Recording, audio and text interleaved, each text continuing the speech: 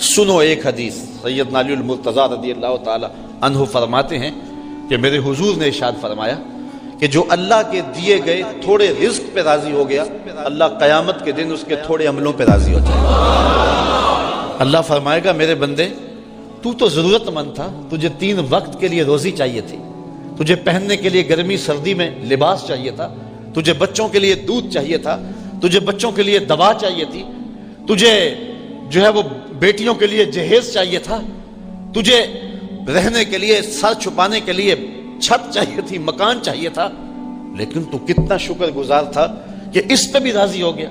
تو ضرورت مند ہو کے میری تقسیم پہ راضی ہو گیا، اور مجھے تو تیرے عملوں کی لوڑ بھی نہیں ہے نا، تو میں رب ہو کے تیرے اوپر راضی ہوں۔ تو بتاؤ کہ سودا کتنا سستا ہے۔ اللہ اکبر۔ تو فرمایا جو اللہ کے دیے گئے تھوڑے رزق پہ راضی ہو گیا، اللہ قیامت کے دن اس کے تھوڑے عملوں پہ راضی۔ تو اللہ تعالیٰ نے حضرت انسان کو یہ تدبر کے لیے سب کچھ دیا ہوا ہے، لیکن انسان ناشکر ہے اور وہ اپنے رب کی نعمتوں پر شکر ادا نہیں کرتا۔ وہ یہ سسٹم دیکھیں آنکھوں کا جو رب نے لگایا ہے، یہ کانوں کا سسٹم جو رب نے لگایا ہے، یار جس طرح کی ہمارے منہ میں زبان ہے، اس سے بڑی زبان تو گائے کے منہ میں ہے، اس سے تو بڑی زبان اونٹ کے منہ میں ہے، لیکن وہ معافی ضمیر کو نوکے زبان پہ نہیں لا سکتے۔ اور حضرت انسان جب بولتا ہے تو پھول جھڑتے چلے جاتے ہیں اور موتی گرتے چلے جاتے ہیں۔ انسان ذرا دیکھ، تیری نوکے زبان پہ نغمے کس نے رکھ دیے، اور تیرے کانوں کے اندر جو ہے وہ بجلیاں کس نے بھر دی، تیری آنکھوں کے اندر جو ہے وہ بصیرت اور بصارت کے اجالے کس نے رکھ دیے۔ تو انسان ذرا تدبر کرے، انسان ذرا غور کرے تو اپنے رب کا نافرمان نہیں ہو سکتا۔ لیکن جب یہ ان نعمتوں کے ہونے کے باوصف ان کا شکر ادا نہ کرے تو اللہ فرماتا مجھے تم اچھے نہیں لگتے، مجھے محبوب کے غلاموں کے گھوڑے اچھے لگتے ہیں۔ اور اب ان کی قسمیں کر کے انسان کو جھنجھوڑ رہا ہے کہ اگر تم اچھی راہوں کے مسافر بن جاؤ گے تو تم مجھے کیوں اچھے نہیں لگو گے، تمہیں تو میں نے اپنے دستے قدرت سے بنایا۔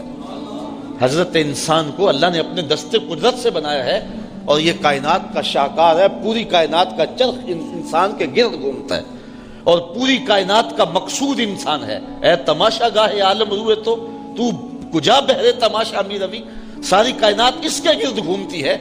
تو اگر یہ اچھا نہ رہے تو پھر اس پہ غصہ بھی بڑا ہے، اور وہ غصہ دہتی ہوئی آگ کی صورت میں، جہنم کی صورت میں نمودار ہوگا، اور اس کو وہاں ڈال دیا جائے گا۔ اور اگر یہ رب کی فرما برداری میں زندگی گزار دے، پھر رب اس کی اداؤں اور اس کے اندازے زندگی کی قسمیں کیا، اس کے گھوڑوں کی اداؤں کی قسمیں بھی کرے گا۔ تو یہاں عقل مندوں کے لیے سمجھنے کے لیے بہت کچھ ہے کہ انسان رب کا ناشکرہ نہ بنے، بلکہ رب کی نعمتوں پر اس کا شکر گزار ہو جائے۔ اور ارشاد فرمائے لئن شکرتم لازیدنکم، اگر تم رب کی نعمتوں کا شکریہ ادا کرو گے تو وہ تمہیں نعمتیں اور زیادہ عطا فرمائے گا۔ اس لیے جو حالت ہو بندے کی، اس پر ناشکری کا اظہار نہ کرے، بے صبری کا اظہار نہ کرے۔ اللہ نے اگر کسی بندے کو دنیاوی مال و دولت کم دی ہے تو یہ اللہ جانتا ہے کہ اس کو کیوں کم دی ہے، اور اگر کسی کو زیادہ دی ہے تو یہ رب کا فیصلہ ہے اور رب کا علم ہے کہ اس کو زیادہ کیوں عطا کیا ہے۔ کتنے لوگ ہیں کہ بہت شدید محنت کرتے ہیں لیکن مال و دولت نہیں پا سکتے، اور کتنے لوگ ہیں کہ وہ مٹی کو ہاتھ لگائیں تو سونا بن جاتا ہے۔ تو اس میں بندے کا اختیار نہیں ہے، اس میں رب تعالیٰ جل شانہ اور اس کی کرم نوازیوں کے رنگ ہیں۔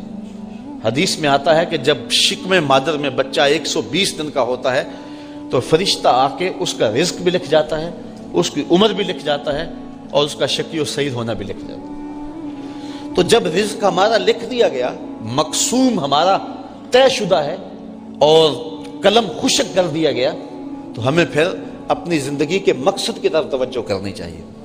ساری زندگی اس ادھیڑ بن میں گزر جاتی ہے کہ کھائیں گے کیا، پیئیں گے کیا، پہنیں گے کیا، اور یہ ذمہ میرے رب کا ہے۔ خام خواہ کی مشقت اٹھانے کی کیا ضرورت؟ وما من دابۃ فی الارض الا علی اللہ رزقھا۔ اللہ ارشاد فرماتا زمین پہ چلنے رینگنے والی کوئی چیز نہیں جس کا رزق اللہ کے ذمہ کرم پہ نہ ہو۔ تو یہ تو اس نے اپنے ذمہ کرم پہ لیا ہوا ہے۔ اگر تمہارے پاس رزق